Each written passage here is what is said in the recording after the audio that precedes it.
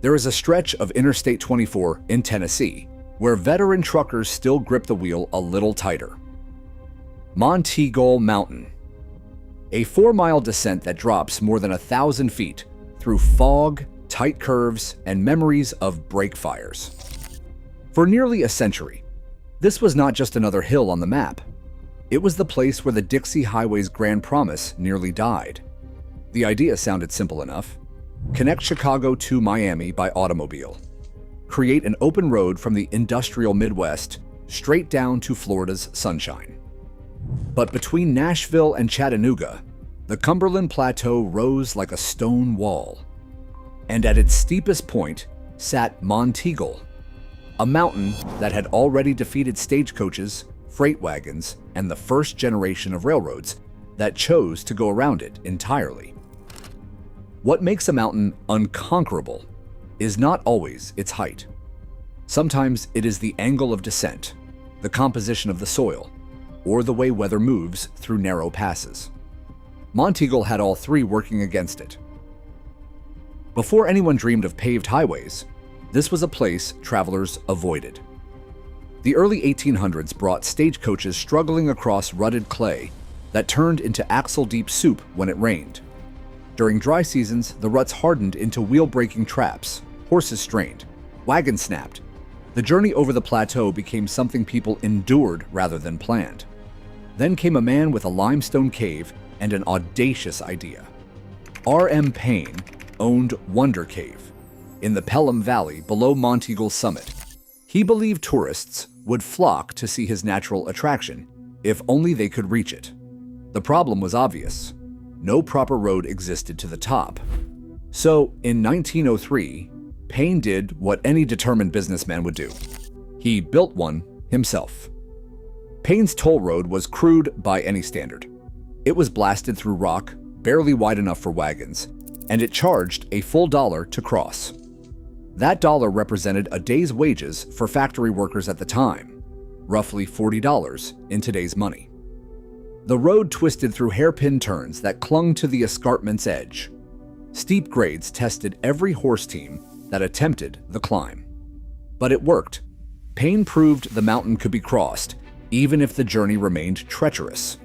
His toll road became more than a tourist gamble. It became proof of concept. By 1915, the automobile had evolved from novelty to necessity. Families were buying Model T Fords. Adventurous drivers were pushing the limits of where cars could travel.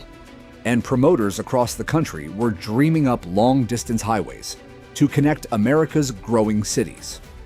The Dixie Highway Association proposed one of the boldest routes yet conceived, a connected road from the Great Lakes to the Gulf. Chicago to Miami. The Midwest's factories to the South's agricultural heartland and Florida's emerging resort towns. Climb into your car in Detroit and drive straight through to orange groves and ocean breezes. Except Tennessee's Cumberland Plateau stood in the way. If the Dixie Highway was going to succeed, it had to cross at Monteagle. Grundy County, where Payne's toll road sat, made its pitch. Route the highway through Pelham, past Wonder Cave, up through Tracy City.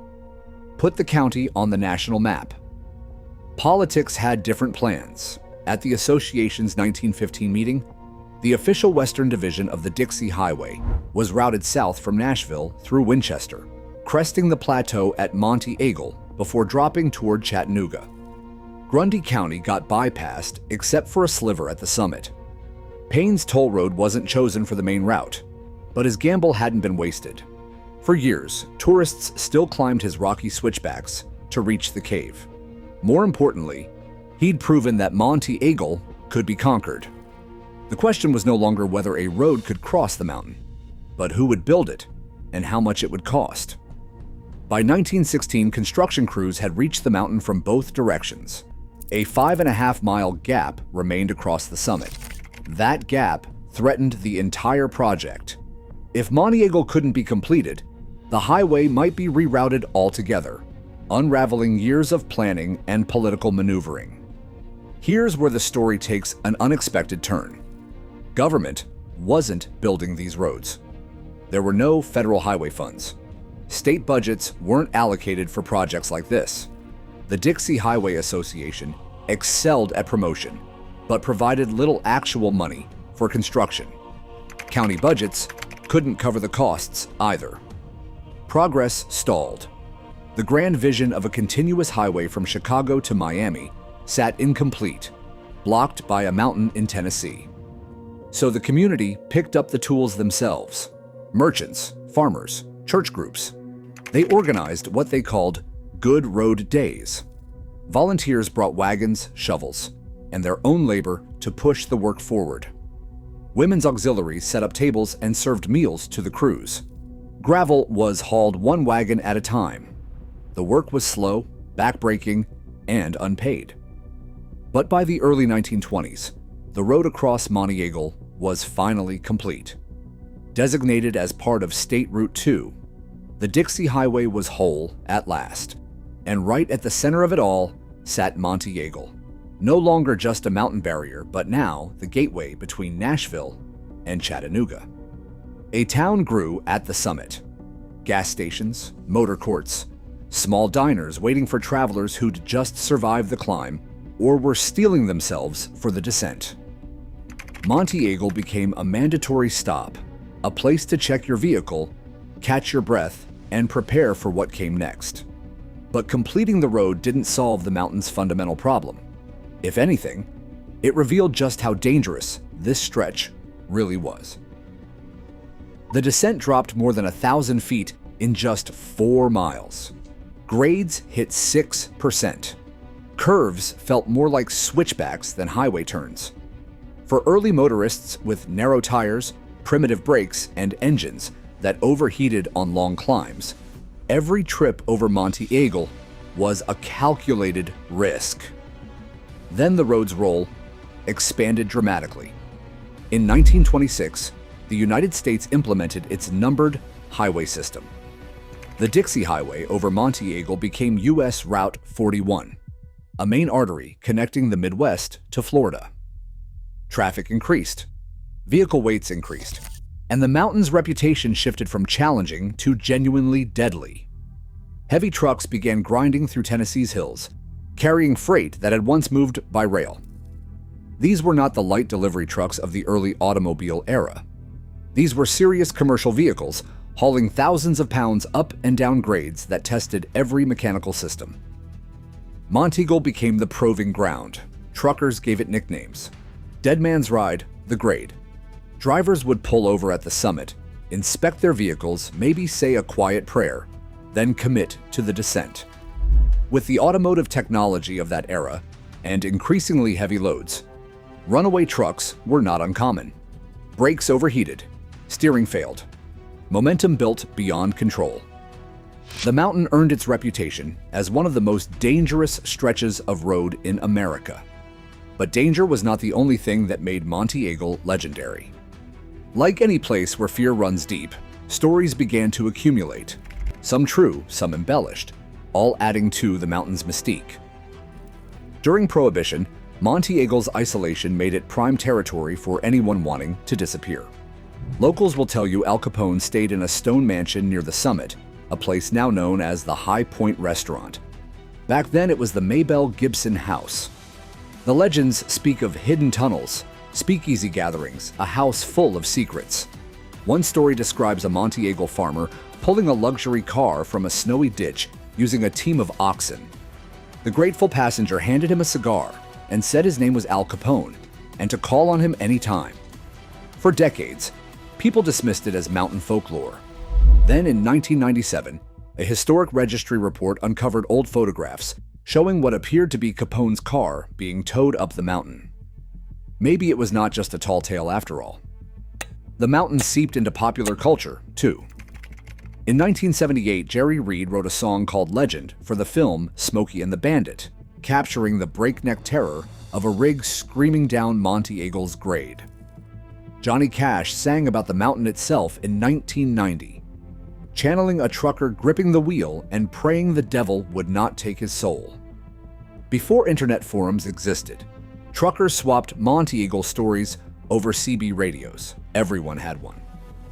My father-in-law, Troy Evans, drove professionally for nearly 40 years. He told me about a near disaster on that mountain one hot evening in the late 70s. He was rushing to get past Atlanta. The truck had been struggling slightly, but seemed manageable. There was no time to waste. Even then, pulling over for a thorough vehicle inspection before the descent was standard practice. But the time crunch felt more urgent than caution. A short distance down the mountain, a horrible vibration started in the front of the truck. Then came the telltale smell of something burning. He prayed repeatedly that night, asking to make it down safely. He learned 3 things. Never skip the safety check before descending this grade. God was listening. And respect for Monteagle was not optional, it was survival. By the 1960s, Monteagle's reputation had evolved from folklore into a documented crisis. Truckers dreaded it. Families feared it. Tennessee's highway engineers recognized something fundamental had to change. The answer arrived with the Interstate Highway system.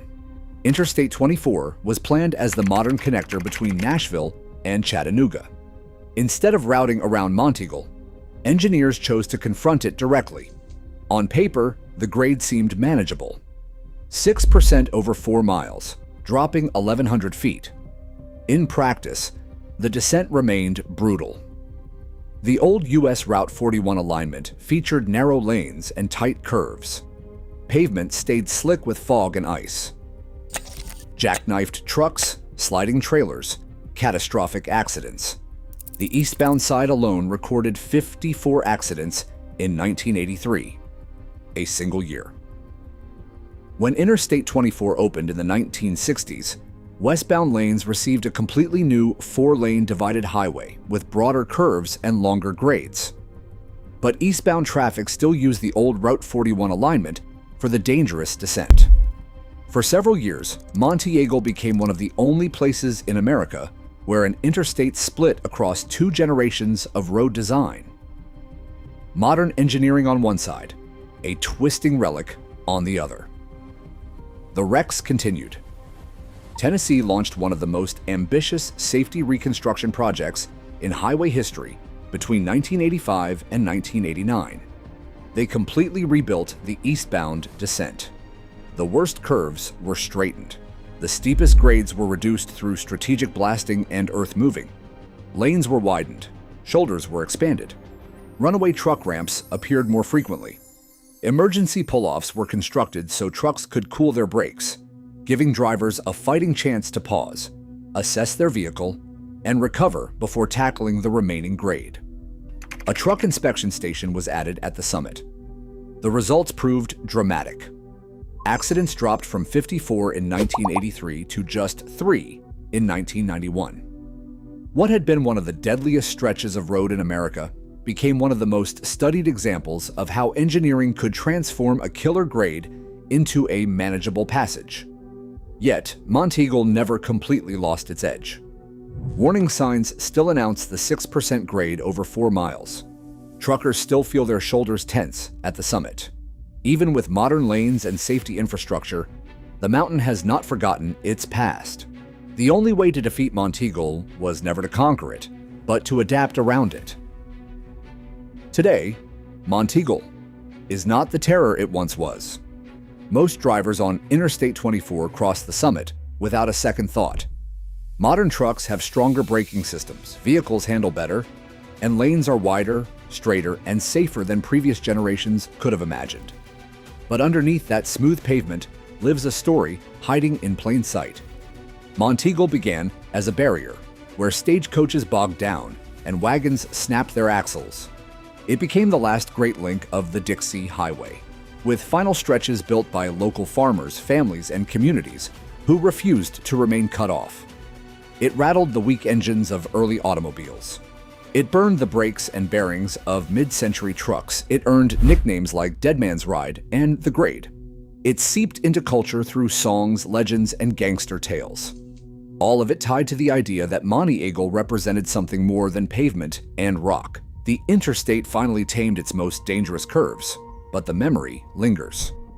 The old Route 41 alignment still exists, winding quietly through the hills alongside modern lanes. No screaming brakes, no roaring trucks, just the echo of what came before. That's Monteagle real legacy. It didn't just shape the Dixie Highway.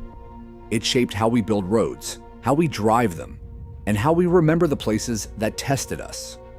Every highway has its obstacle, its proving ground, its mountain that measures whether you are ready for the open road. For the Dixie Highway, that mountain was Monteagle.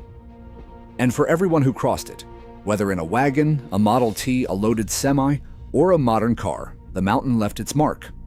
Some crossed with white knuckles and prayers, others with confidence born from experience. But everyone who made it to the other side carried the same understanding. Monteagle demanded respect, and it always would. The mountain still stands today, watching traffic flow across its summit at speeds that would have terrified those early travelers. Interstate 24 carries thousands of vehicles daily over grades that once claimed lives and destroyed equipment. Engineering conquered what community determination first made possible. But walk the old Route 41 alignment sometime. Stand where truckers once pulled over to check their brakes before the descent. Look down into the valley where R.M. Payne first imagined tourists climbing to see his cave. The bones of that original vision remain visible if you know where to look. Monteagle teaches us that some obstacles cannot be avoided, only adapted to. The mountain never changed. The road did. The vehicles did. The drivers did. Each generation found new ways to cross the same stone barrier that defeated their predecessors. From wagon ruts to toll roads to the Dixie Highway to US Route 41 to Interstate 24, the path kept evolving while the mountain stayed constant. That is the pattern hiding in plain sight across America's highway system. Every major route has its Monteagle, its place where geography refuses to cooperate and engineering has to get creative. Some mountains get tunneled through, others get bridged over. A few, like Monteagle, get gradually worn down through generations of improvement until the obstacle becomes just another mile marker. The Dixie Highway's promise was always bigger than its pavement. It represented connection, possibility, the idea that distance could be conquered through determination and asphalt. Monteagle nearly ended that dream before it began. Instead, it became proof that even the hardest crossings could be made if enough people refused to quit.